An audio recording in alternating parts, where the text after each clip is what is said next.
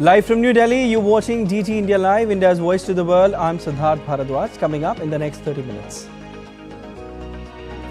India's Prime Minister Narendra Modi to embark on two-day visit to Russia's Kazan to attend 16th BRICS Summit.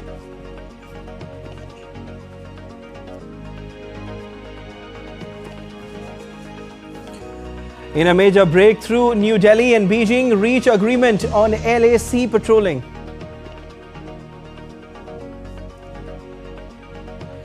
US Secretary of State Antony Blinken to visit West Asia to push for Gaza ceasefire. His 11th trip to the region since October 7, 2023 attack on Israel.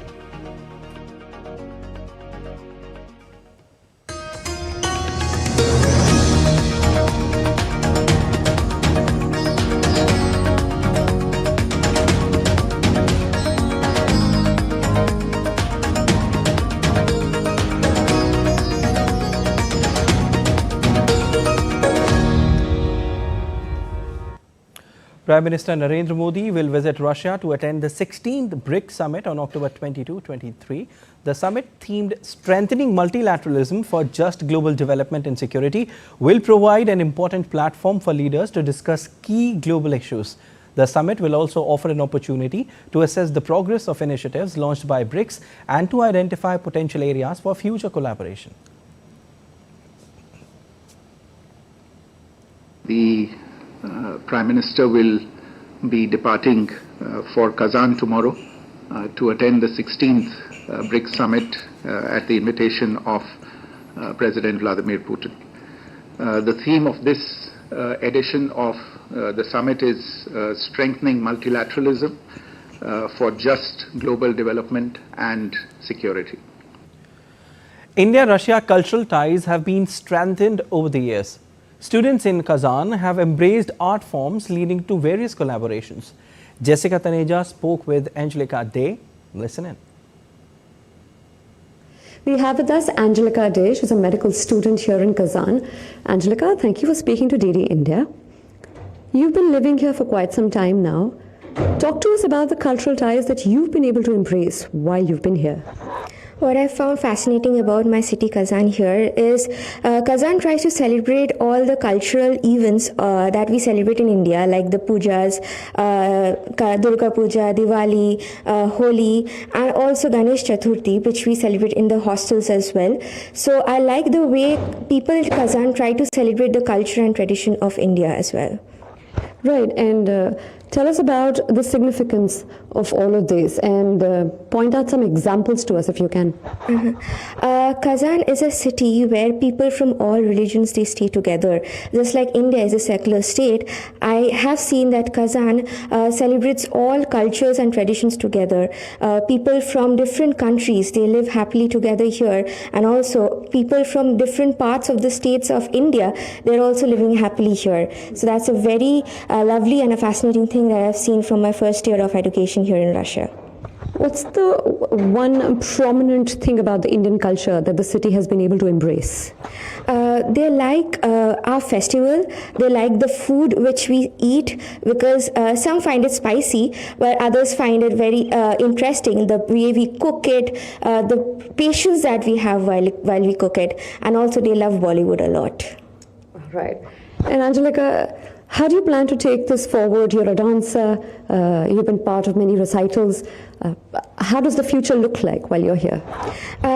Since first year, I've tried to engage myself in different cultural events portraying the Indian culture.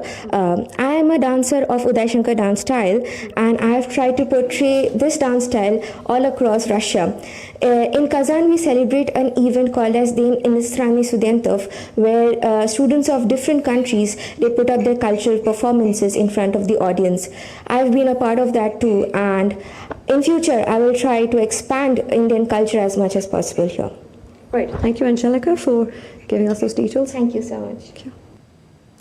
India's Ministry of External Affairs said that over the last several weeks, in fact, Indian and Chinese negotiators have been in close contact. The two sides have agreed on patrolling arrangements along the line of actual control, leading to disengagement in the Indo-China border areas. Over the last several weeks, Indian and Chinese diplomatic and military negotiators have been in close contact with each other in a variety of forums.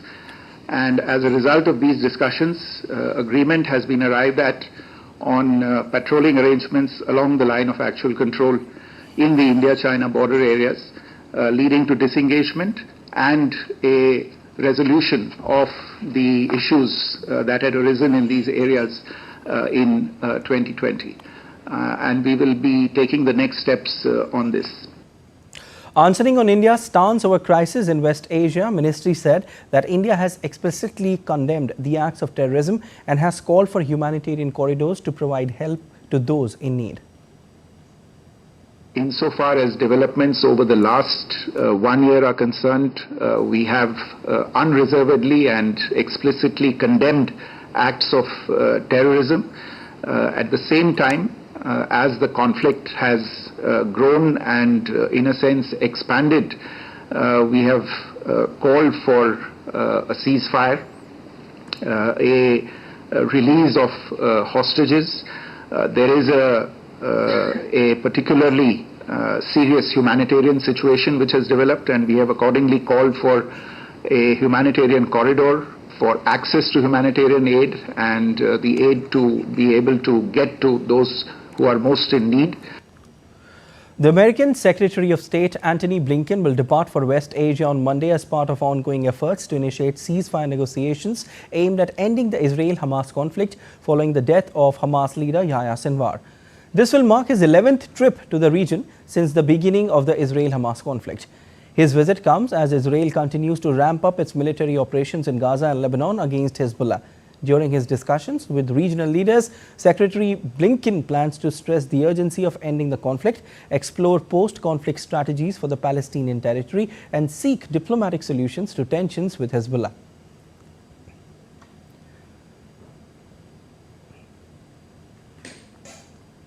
Israel and Hezbollah exchanged fire over the Israel-Lebanon border on Monday. Explosions shook northern Israel's sky as Israeli air defense systems intercepted a barrage of Hezbollah rockets fired over the border. The Israeli army said it identified 25 launches from Lebanon into Israel.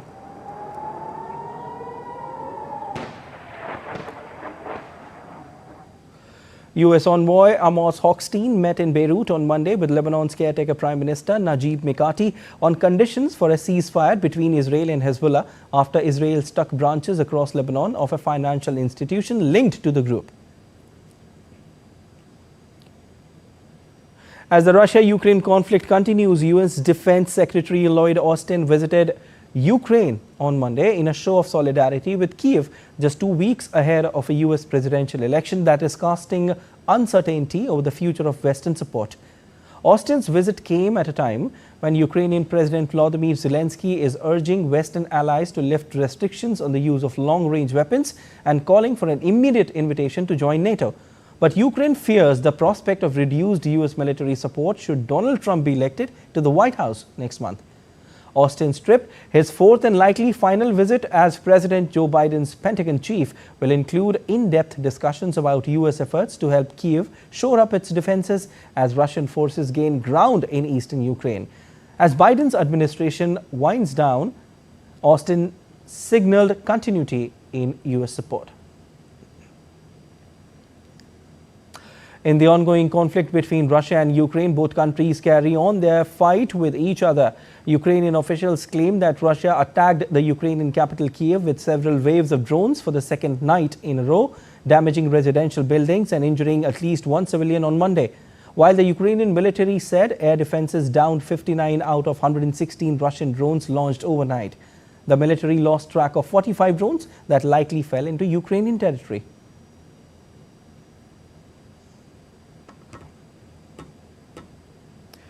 South Korea on Monday condemned North Korea's illegal involvement in Ukraine, urging an immediate halt. A few days ago, South Korea's spy agency had said the North Korea had shipped 1,500 Special Forces troops to Russia's Far East for training, likely to be deployed for combat in the war in Ukraine. Ukraine's President Volodymyr Zelensky also had mentioned of Pyongyang preparing to send 10,000 soldiers to Russia, calling for a strong reaction on North Korea's increasing involvement in the war in Ukraine.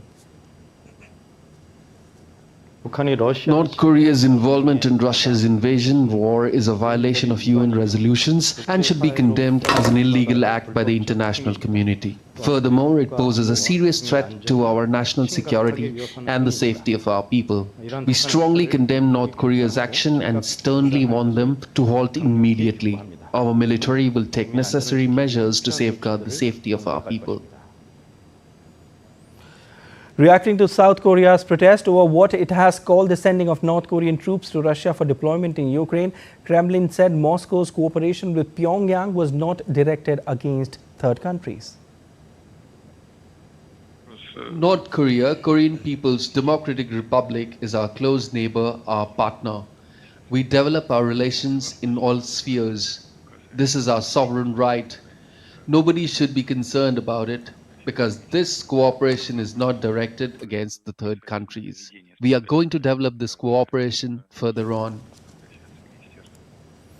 A very slim majority, 50.17%, voted yes in Sunday's referendum to insert a clause in the constitution that would define EU membership as a goal, with fewer than 1.5% of the ballots still to be counted. President Maia Sandu, who is also seeking re-election, wants Moldova, a small country nestled between EU member Romania and Ukraine, to join the bloc by 2030. Earlier on Sunday, Moldovans headed to the polls on Sunday to vote in the presidential election and a referendum on whether the country should join the European Union. Meanwhile, Moldova's election was not free, and the results showed a hard-to-explain increase of votes in favor of President Maia Sandu and European Union, Kremlin spokesman Dmitry Peskov said on Monday. В условиях несвободной избирательной кампании, которая имела место. In conditions of an unfree election campaign that took place, in conditions when the opposition forces were deprived of the opportunity to engage in any kind of campaigning, that is, to engage in the electoral process, when they were persecuted, thrown into prisons, interrogated, not allowed into the country, when media outlets were closed, internet resources were blocked, and so on. Even in conditions of such an unfree election campaign, we see how many people are not supporters of the ideology of the current President Sandu. EU spokesperson has alleged that Moldova's referendum on joining the European Union took place amid unprecedented interference by Russia and its proxies. We were watching very closely the votes, both votes, the referendum and the presidential elections in Moldova. Moldova is a very important partner of the European Union. We noted that this vote took place under unprecedented interference and intimidation by Russia and its proxies, aiming to destabilize the democratic processes in the Republic of Moldova. And let's see what's happening around the world. Former Nepalese Deputy Prime Minister and the leader of Rashtriya Swatantra Party, Rabi Lamichhane, has been placed in 6 days of judicial custody for an investigation into organized crime and misappropriation of funds from Pokhara's Doordarshan savings and credit cooperatives. The Kaski District Court authorized the custody after Lamichhane was arrested in Kathmandu on Friday. Newly elected Indonesian President Prabowo Subianto officially sworn in his cabinet on Monday with over 100 ministers and deputies and 48 ministries. Taking over as the country's 8th president, Prabowo's cabinet reflects the continuity of his predecessor's main policies. Vietnam's parliament has elected Army General Luong Quang as the new state president. Quang was elected with the vote of all the 440 deputies. He will replace Tu Lam, who was appointed president in May. And King Charles attended bushfire demonstrations and met with firefighters in Canberra on Monday. The British royals are on an official visit to Australia and received ceremonial welcome on arrival.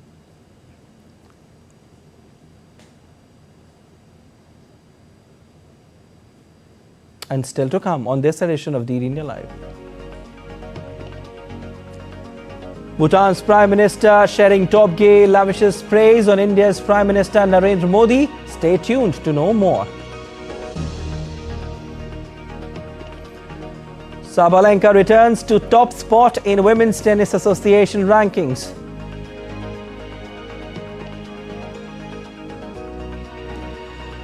We will tell you what's happening in the United States ahead of presidential election, from Trump selling fries to Harris celebrating birthday on campaign trail.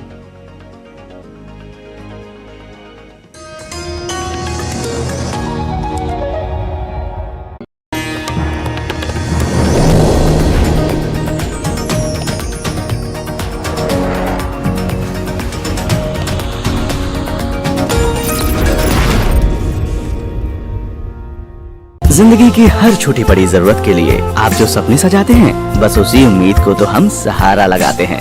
SIP आपकी savings को आपकी खातिर काम पर लगाएगी।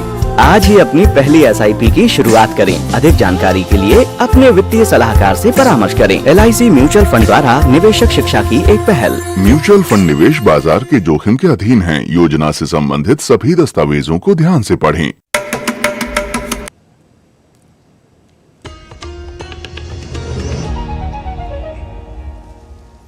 You're watching DD India Live. I'm Siddharth Bharadwaj. Prime Minister Narendra Modi addressed the NDTV World Summit 2024, the India Century, in New Delhi today. Speaking at the summit, the Prime Minister said that India has become a ray of hope in this era of global turmoil. Stressing on the role of AI in today's world, Prime Minister Modi said that India has double AI, aspirational India, along with artificial intelligence, which can do wonders for the world.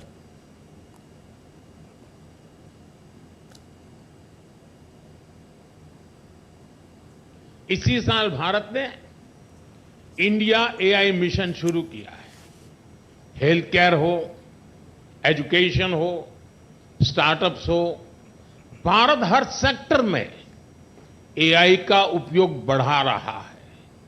हम दुनिया को भी बेहतर AI solutions देने में जुटे हैं। Quad के स्तर पर भी भारत ने कई सारे इनिशिएटिव लिए हैं। भारत दूसरे AI यानी एस्पिरेशनल इंडिया को लेकर भी उतना ही गंभीर है। At the NDTV World Summit, India's External Affairs Minister Dr. SJShankar added that Canada's domestic politics have given space to extremist forces and also allowed them to indulge in activities that impact bilateral ties between India and Canada. Canada has just they asked us to subject our High Commissioner to a police inquiry, you can say, and we chose to withdraw the High Commissioner and diplomats. They seem to have a problem if Indian diplomats are even trying to make efforts to find out what is happening in Canada on matters which directly pertain to their welfare and security. But look what happens in India. Canadian diplomats have no problem going around collecting information on our military, on our police, profiling people, targeting people to be stopped in Canada. So apparently the license that they give themselves is totally different from the kind of restrictions that they impose on diplomats in Canada. Sharing his thoughts on the bilateral relations between India and Bhutan at the NDTV World Summit in New Delhi, Bhutan's Prime Minister Tshering Tobgay said that India's Prime Minister Narendra Modi can stop the ongoing conflict between Ukraine and Russia. He added that Global South has a lot of hope in the leadership of Prime Minister Narendra Modi. The Global South looks to India for leadership, trusts in India's leadership. As a matter of fact, if there's anybody, any country that can sort out today's problems, it is India. Economic problems. The world looks to India as a market.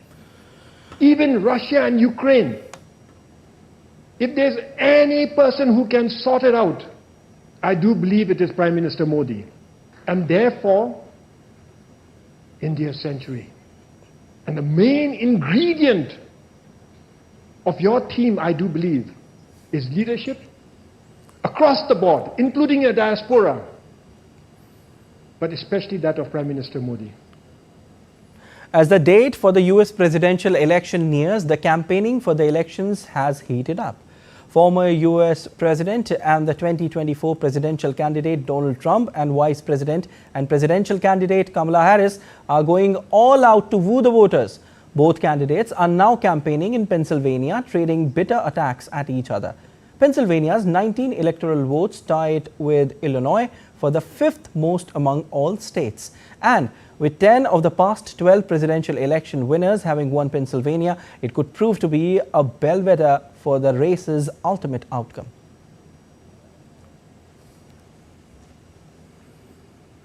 Vice President Kamala Harris celebrated her 60th birthday on the campaign trail, while Donald Trump was seen cooking fries at McDonald's, where he threw a jab at Harris, saying that she never worked there as her campaign claims. The fight is very close now. Let's see more in Antara Sinha's report. Go ahead, let's go nice and loud. Here we go, everybody. With little time remaining, to be precise, just 15 days until Election Day, the US presidential election 2024, the campaigns of candidates, particularly Democratic Vice President Kamala Harris and Republican frontrunner and former US President Donald Trump, are in full swing as they aim to fortify their positions with the electorate. Amidst the strategic aspect of campaigning, a softer outlook was also seen among both the candidates as Vice President Kamala Harris celebrated her 60th birthday and Donald Trump was seen working at McDonald's.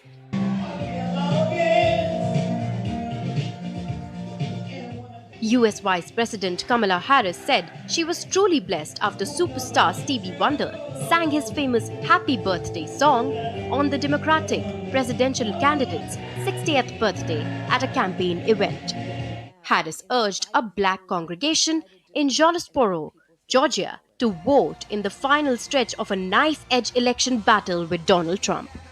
We have to remind people the power they have in spite of those that would try to diminish and make people feel powerless. On the other hand, former President and 2024 Republican US presidential candidate Donald Trump went to a McDonald's in suburban Philadelphia on Sunday and tried working French fries station and drive-through window. Well, that's a good owner. Must be a wealthy guy, huh? Thank you very much. Well, I'm looking for a job, and I've always wanted to work at McDonald's, but I never did. I'm running against somebody that said she did, but it turned out to be a totally phony story. So if you don't mind, I want to work the French fry counter. Trump removed his suit jacket, put on a black and yellow apron, and proceeded to cook batches of French fries. The photo op turned into a news conference with journalists outside, yelling questions at Trump through the window. Now I have worked at McDonald's. I've now worked for 15 minutes more than Kamala. Okay, she never worked here. Will you accept the results of the election? Yeah, sure. If it's a fair election, always. I would always accept it if it's got to be a fair election. The 2024 US presidential elections, which will be the 60th quadrennial elections, is scheduled for November 5th. With early voting underway in swing states in the US and campaigning in its last leg, the contest between the two leaders remains too close. Antara Sinha for DD India.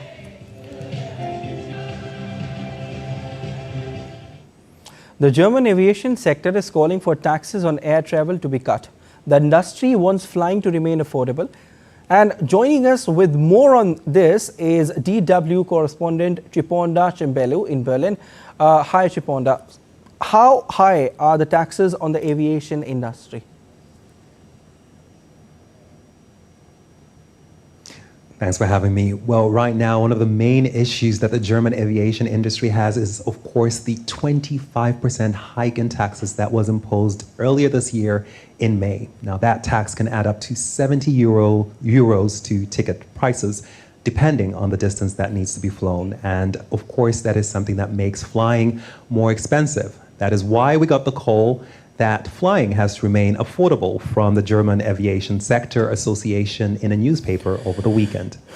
And it is not the first time that we are hearing that. It is something that Europe's biggest budget airline, Ryanair, has been very vocal about. In fact, 2 weeks ago, the carrier said it was stopping all flights to 3 regional airports in Germany and cutting operations by more than half in Hamburg, Germany's second biggest city, and flights to the German capital, Berlin, have also been cut. Now, the air transport tax was introduced as a climate protection measure because flying is the most polluting form of travel. It accounts for around 2.5% of global greenhouse emissions. So what can we expect from the industry?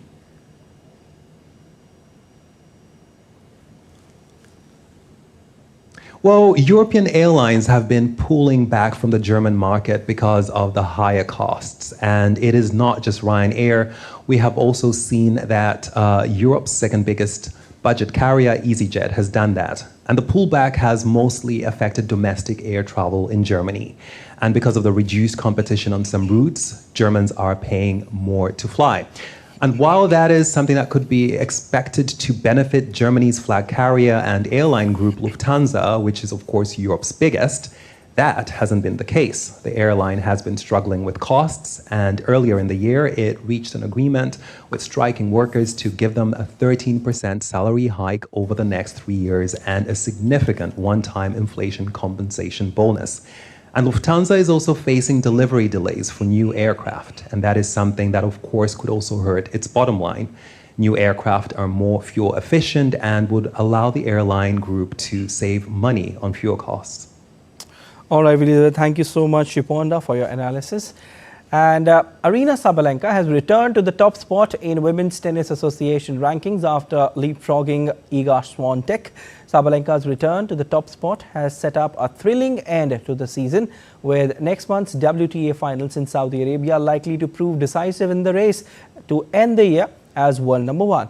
Sabalenka defended her Australian Open title and added the US Open trophy to her cabinet. Sabalenka currently has 9,706 points, while Swiatek has 9,665 points ahead of the finals, which will offer 1,500 points. The finals will be held in Riyadh from November 2 to 9 and feature the top 8 singles players and doubles teams. That's all for this edition of DD India Live, but let us know your thoughts on the news of the day. For those on the go, you can get all the latest news and updates from India and across the world on the DD India mobile app. The app is available on both Android and iOS platforms, and you can scan the QR code on the screen to download now.